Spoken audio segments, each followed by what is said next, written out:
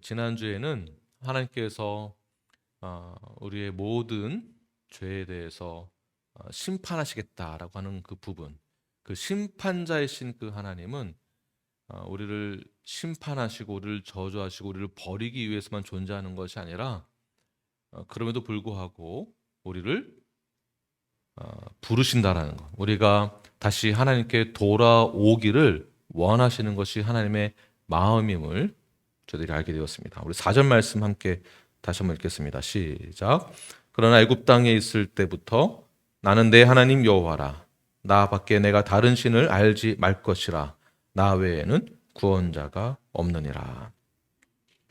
우상을 버리고 나에게로 돌아와라. 지난주에 주일 설교에서 낫나신 혹시 기억나십니까? 낫나신의 그 다른 이름이 sin, S-I-N, sin입니다. sin. sin을 섬기며 우상을 만드는 그들의 죄, 그 죄가 현재 저희들이 낫나신을 섬기는 것은 없지만 우리의 모두에게는 각각 우상이 있습니다. 사실 그 우상이 내가 될 수도 있고요, 나 자신, 굉장히 이기적으로 이제 돌변하게 되죠. 그 우상이 돈이 될 수도 있고, 또 어떤 애는 그 우상이 자기 성취욕, 또는 그 우상이 자신에게 있다면 이기심 또는 자존심이 될 수도 있겠죠. 그것이 나에게 우상이 될 수 있습니다. 이 우상을 숭배하는 것이 도가 지나치면 감히 너가 나를 무시해? 너 같은 것이? 이렇게 바뀌게 되죠. 자, 이런 마음이, 이런 우상 숭배가 교회 안에서 이루어지게 된다면 우리가 한 몸을 이루어 나가는데 큰 어려움을 겪게 되는 것입니다. 그래서 우상을 섬기는 그 자리에 있다고 한다면 그 자리에서 떠나서 나에게로 돌아와라 라고 하는 것이 하나님의 마음이다라는 것이죠. 우상 섬기는 것은 죄인가요? 죄가 아닌가요? 너무 죄입니다. 그렇다면 우리가 이신칭의 이후에 성화의 삶을 이루어 나갈 때 여러분들은 우상을 숭배하거나 우상을 섬기는 그러한 죄를 범한 적이 있으십니까? 없으십니까? 네. 비밀로 하고, 만약에 그 비밀이 발각됐습니다. 그러면은 그 자리에서 심판받아 없어져야 되는 겁니까? 아니면 어떻게 되는 것일까요? 그렇죠. 이 문제는 구원의 상실의 문제가 아니라 구원의 확신의 문제입니다. 구원의 확신이 있고, 우리가 이신칭의 이후의 성화, 제가 이후라고 말을 하긴 했지만 사실은 이신칭이와 동시에 시작되는 것이 성화입니다. 이신칭의 한참 뒤의 성화가 아니라 동시에 이루어지는 사건이죠. 동시에 이루어진 사건 가운데에서 우리가 성도라고 불러지게 되고 하나님의 백성, 하나님의 자녀라고 불러지게 됩니다. 그 가운데 우리에게 있는 우상 숭배의 사건이 발견되었을 때, 죄의 문제가 있었을 때 그 자리에서 구원을 잃어버리는가, 아니면은 하나님은 여전히 우리가 돌아오기를 원하시는가? 무엇일까요? 돌아오기를 원하시죠. 자, 이 말은 구원을 잃어버리는 것이 아니라 우리의 구원을 이뤄 나가는 성숙함의 문제에 따른 것입니다. 성숙함. 그래서 이 성숙함은 점점 자라나야 하는 것입니다. 이것을 분별하지 못하고 깨닫지 못하니까 남의 죄가 더 커 보이는 거죠. 나는 지금 잘하고 있고 나에 비해, 이 기준에 비해 너는 못하고 있어. 그러니까 너는 이 기준점에서 탈락이야. 제거해야 된다. 이런 것은 하나님의 뜻이 결코 아닙니다. 그래서 제가 이제 지난주 예를 들었던 것이 태완이와 노아 사건. 기도하는데 아빠 제 눈 떴어요. 눈 떴으면 구원을 잃어버리고 기도할 때 그것을 발견한 사람은 그도 눈을 떴다라는 거죠. 네. 그러니까 이 기준을 제시하는 것은 그 기준 너머에 하나님의 사랑이 더 크다라는 것을 크다는 것을 알려주기 위해서더라도 기준이 있는 것이고요. 이 기준이 있다라는 것은 그만큼 우리의 죄가 얼마나 심각한지를 깨닫게 해주기 위함이다라는 것이 로마서에서 계속 말씀하고 있는 것이기도 합니다. 그러므로 하나님께서 우리에게 그 기준을 제시하시고 말씀을 제시하시고 그 죄를 깨닫게 하심으로 나에게로 돌아오라라고 하는 것이 하나님의 마음, 하나님의 사랑이다라고 우리 저들이 볼 수가 있습니다. 그러므로 하나님의 뜻은 우리를 버리고 우리를 제거하시고 우리를 망하게 하는 것이 하나님의 뜻이 아니라 하나님의 뜻은 우리를 살리시고 하나님과 함께하기 원하시는 그 마음이 더 크다라는 것이며 제일 큰 목적은요, 우리를 통하여 하나님이 우리를 통하여 영광을 받으시길 원하는 것이 하나님의 뜻인 것입니다. 나를 통하여서 하나님께서 영광을 받으시는. 그러니까 저희들은 하나님께 영광을 드리는 것, 높이는 것. 우리의 삶의 목적이 여기에 있습니다. 그러니까 하나님을 더욱더 영화롭게, 하나님을 기쁘시게 하는. 이런 설교를 제가 이제 예전에 한번 했었는데 갑자기 생각나네요. 아니 그러면 목사님 이제 저에게 컴플레인하는 것이 아니 목사님 우리는 그러면은 하나님만 기쁘게 하다가 우리는 뭐가 됩니까? 우리는 그러면 내가 원하는 거 할 수 없나요? 막 이렇게 잘못 이해하셔가지고 저기 컴플레인하신 분이 계셨는데 우리를 창조하시고 우리를 하나님의 형상대로 만드시고 궁극적인 하나님의 그 목적은 우리를 통하여 하나님이 영광을 받으시고 하나님을 기쁘시게 하는 것이 우리의 삶의 목적이 되어야 합니다. 이 세상으로부터 얻는 모든 것은 허망한 뿐입니다. 그 기쁨은 잠시 잠깐입니다. 내가 이루고자 하는 거 다 이루었을 때 그 기쁨은 잠시 잠깐이고요. 그 즉시 허망함으로 바뀌게 되는 것이죠. 내가 이 정도 돈을 벌면 뭔가 다 이룰 것 같고 다 잘 될 것 같고 그 수치, 약간 그 숫자에 대한 그 수치 달성을 했을 때에 이 달성한 이후에 기쁨은 잠시라는 거 저희들이 다 잘 알고 있잖아요.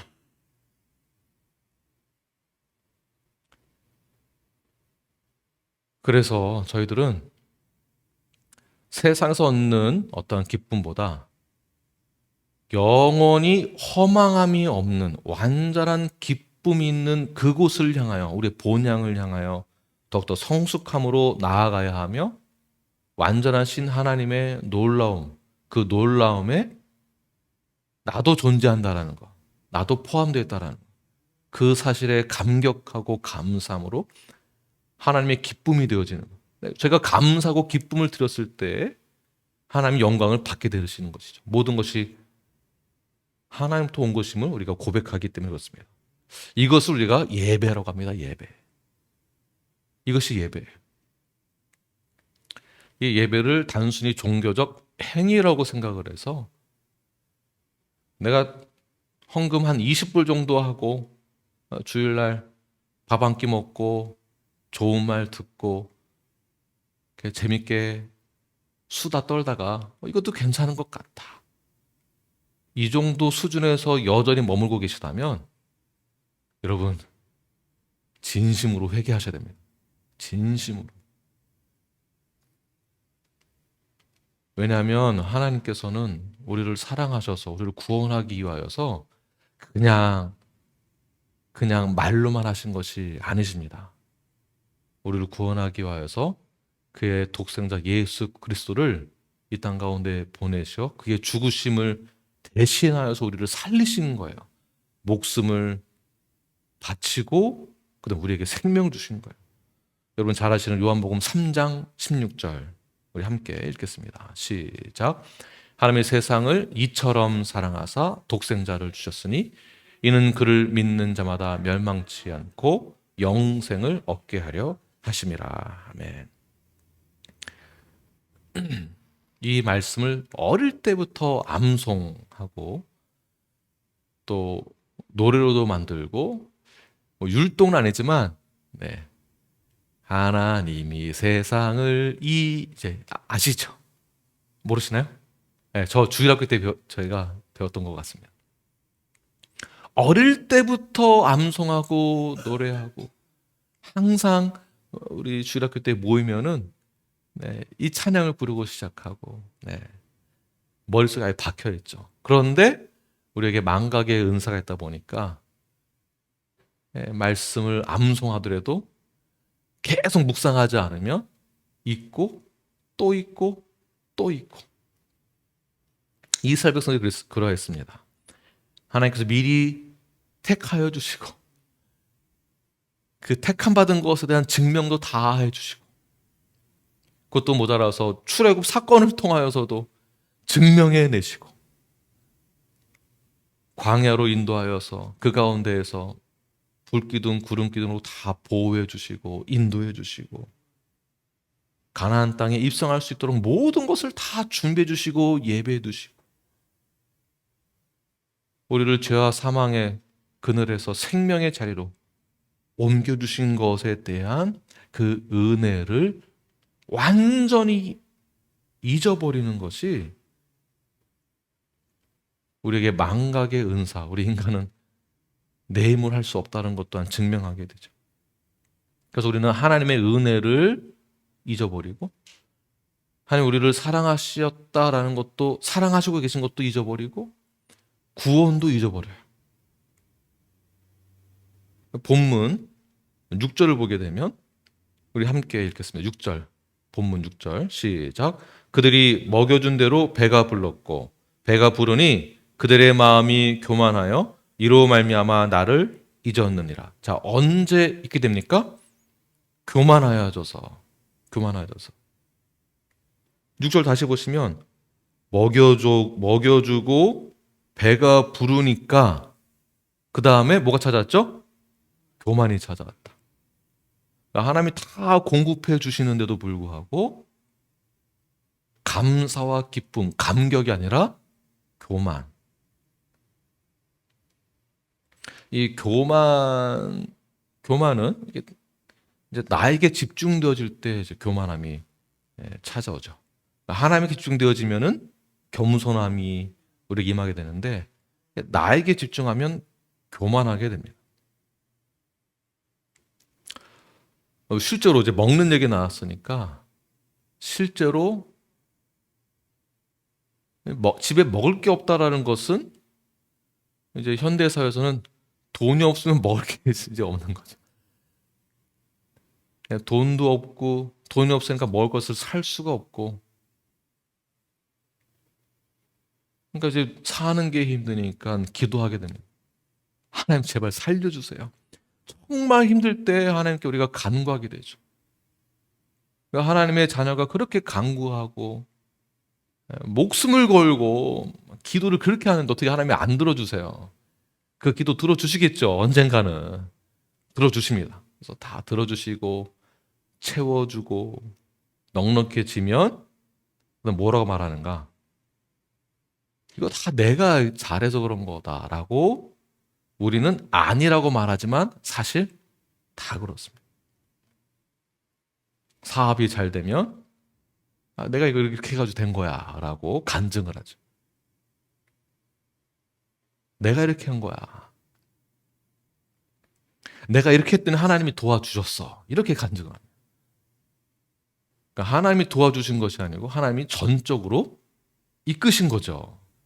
네, 전적으로 모든 것을 다. 목회도 마찬가지고요. 학생들은 공부하는 것도 마찬가지고요. 우리 사업하신 분들은 사업하는 것도 마찬가지고요. 부모의 입장에서도 부모도 마찬가지입니다. 내가 자녀를 내가 잘나서 키운 것이 아니고요. 그러니까 나에게 집중되어질 때는 교만입니다. 그러니까 교만하다 보니까 하나님이 어떻게 하셨는지를 잊게 됩니다. 그래서 이스라엘 백성들의 별명이 있죠. 목이 곧은 백성들. 목이 곧은 것. 하나님의 은혜를 완벽하게 잊어버립니다. 나에게 집중되어질 때. 하나님은 지금 제가 지금 이제 하는 말씀을 잘 들으십시오. 하나님은 목이 곧은 교만한 백성을 싫어하거나 미워하지 않습니다. 오히려 목이 곧고 교만한 자들을 대적하십니다. 교만이 하나님을 잊게 만들기 때문에 그렇습니다. 교만이 하나님의 은혜를 잊게 만듭니다. 내가 받은 하나님의 그 사랑을 잊게 만듭니다. 교만이 있으면은요, 사랑의 대상인 수직적으로는 하나님과의 관계지만 수평적으로는 사랑의 대상인 이웃과의 관계를 무너뜨리게 만듭니다.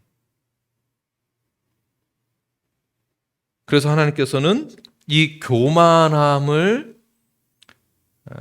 제거하고 순종과 겸손함으로 성숙하게 하기 위하여서 훈련시키는 방법 중에 하나가 오늘 본문 7절과 8절 말씀에 나와 있습니다. 함께 읽겠습니다. 시작. 그러면 내가 그들에게 사자 같고 길가에서 기다리는 표범 같으니라. 내가 새끼 잃은 곰같이 그들을 만나 그의 염통 거풀을 찢고 거기서 암사자같이 그들을 삼키리라. 들짐승이 그들을 찢으리라. 하나님께서는 교만한 자들에게 있어서는 사랑과 긍휼의 하나님, 은혜의 하나님이 부각되기보다는 어떤 하나님은 묘사되고 있습니까? 사자와 표범 같다. 그러니까 더 이상 그 교만함을 보고서는 내가 참지 않겠다. 그래서 훈련시키고 그 교만함이 얼마나 큰 죄인지를 상기시켜주는 내용이 8절이죠. 교만한 자를 삼키고 그 다음에 어떻게 해요? 염통 껍불을 찢듯이 내가 찢어버리겠다. 그만큼 교만은 하나님과의 관계를 무너뜨리는 악한 죄 중에 하나다라는 것입니다. 근데 사탄은 이 교만함을 교만이라고 인식을 시키지 못하게 하죠. 어떻게 바꿔줄까요? 자존감이 참 높다라고 생각을 바꿔줍니다.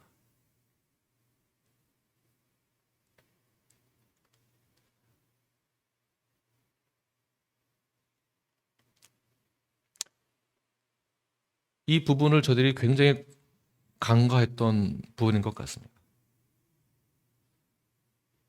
물론 자존감이 낮은 사람은 자존감을 높여주기 위하여서 우리가 격려 말을 많이 해줘야 되겠죠.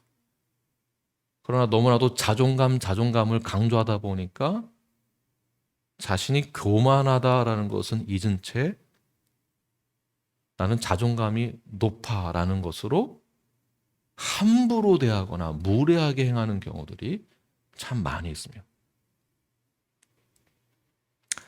사랑은 언제나 오래 참고라는 말도 있지만 사랑은 무례히 행치 아니하며라고도 말씀하고 있습니다.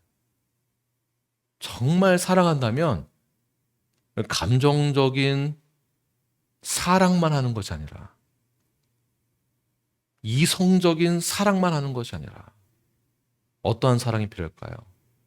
무례히 행치 아니하는 사랑도 있어야 하는 것입니다. 근데 이 말씀을 잊은 채 교만함이 너무나 강하다 보니까, 즉 나를 너무나 사랑하다 보니까 자신이 무례한 것은 생각하지 아니하고 자존감이 높은 것으로 과대평가하여 포장하는 경우들이 이 세상에서 주는 가치관 속에서 굉장히 많이 드러나게 됩니다. 이 세상의 주인공은 너야 라는 카피를 아시죠? 이 세상의 주인공은 너야. 이것이 강조되다 보니까 하나님이 아니라 인간에게 향하여 인간 중심으로, 나 중심으로 바뀌어가고 있는 그 교만함에 물들어가고 있는 나 자신을 발견하지 못한 성도들이, 교회가 많이 있다는 것이죠. 그래서 하나님은 그런 교만함에 대해서는 사자가 앞에 있으면 어떻게 될까요? 우리 앞에 사자가 만약에 있다. 맹수가 앞에 있다. 도망가야 되잖아요. 훈련이 안 될 수가 없습니다. 여기서는 이생 중인은 나야가 안 통하죠. 사자 앞에서. 네. 훈련되어지는 거죠. 그리고 그 교만이 얼마나 악한 것인지 그 염통을 찢듯이 내가 찢겠다. 왜냐하면 그 교만이 나에게 집중되어지기 때문에. 하나님은 교만을 대적하십니다. 그러므로 나에게 교만함이 있다면 그 교만한 부분에 있어서만큼은 회개하시고 그 교만함에서부터 떠나 겸손의 자리, 하나님께 영광을 돌리는 그 자리에 나아가시는 저와 여러분이 되길 바랍니다. 우리는 하나님의 은혜가 아니면 살 수 없는 존재들입니다. 하나님의 은혜 때문에 살 수 있다라는 존재임을 여러분 자각하시고 그리고 믿음으로 선포하십시오. 나는 하나님의 은혜밖에 없습니다. 실제로 그렇습니다. 제가 징계를 받아보니까 더 깊이 알게 돼요. 징계를 받아보니까 더. 그 징계가 나를 더 성숙하게 만듭니다. 그 징계가 나를 더 억울하게 만들고 창피하게 만들고 그 징계가 나를 억누르는 것이 아니라 징계가 있기 때문에 그 징계를 통해서 염통이 찢겨지는 것에서 벗어나 성숙함으로 자라나게 되는 것이죠. 그렇다면 그 은혜가 나에게 어떻게 더 주어질 수 있는가?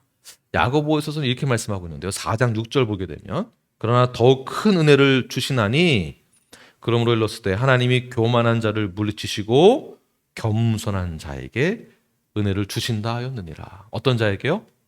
겸손한 자에게. 겸손한 자에게. 겸손한 자란 하나님을 의지하는 자가 겸손한 자입니다. 아멘이시죠? 여기서 아멘 안 하시면 여러분 동의를 안 하신다는 얘기이기 때문에 아멘을 하셔야 됩니다. 겸손한 자란 하나님을 의지하는 자가 겸손한 자입니다. 하나님을 의지하는 자란 교만함을 멀리하고 나의 모든 것을 하나님께 맡기는 거죠. 맡기고 하나님 말씀에 근거하여 순종하는 자예요. 그래서 말씀대로 우리가 살아가는 것, 실천하는 것 굉장히 성경적으로 건강한 것입니다. 너무 좋은. 그래서 건강한 교회에 대해서 정의를 내려보세요라고 제가 질문을 하게 되면 여러분들이 건강한 교회라 하면서 막 머릿속에 복잡하실 텐데 간단합니다. 성경에서 요구하고 있는 삶을 그대로 성경적으로 우리가 실천하는 거예요. 네, 더 성숙함으로 자라나서 그것을 정리해 놓은 것이 나인 막스가 되는 것입니다.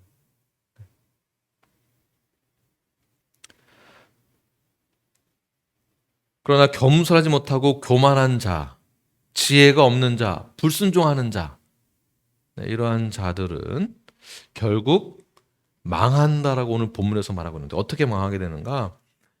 12절에서는 이렇게 말씀하고 있습니다. 시작. 에브라임의 불의가 봉함되었고 그 죄가 저장되었나니. 하나님을 의지하지 아니하고 교만함으로 하나님의 은혜를 망각하여 나 중심, 인간 중심, 세상 중심으로 살아가는 자들의 그 죄들을 어떻게 하겠다는 건가요? 차곡차곡 쌓아두겠다. 차곡차곡 쌓아두겠다. 자, 결국 이 말은 징계의 때가 가까이 오게 될 것이다. 징계의 때가 가까이 오게 될 것이다.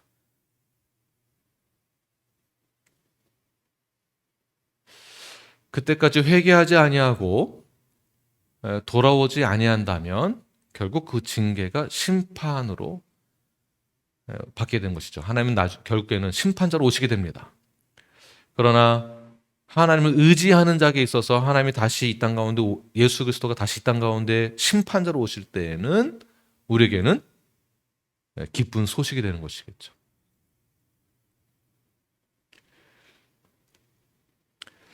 하나님을 의지하는 것, 우리가 회개하는 것, 계속 우리가 저희들이 주일에도 말씀 나오고 있는 것이 회개하는 것, 하나님을 의지하는 것, 구원의 완성을 이루어 나아가는 것, 성화를 이루어 나아가는 것, 이 모든 것이 나의 의지로 하는 것이 아니라 사실은 성령이 주시는 그 마음, 그 의지로 가능한 것이죠. 내가 할 수 있어서 할 수 있는 것이 아닙니다.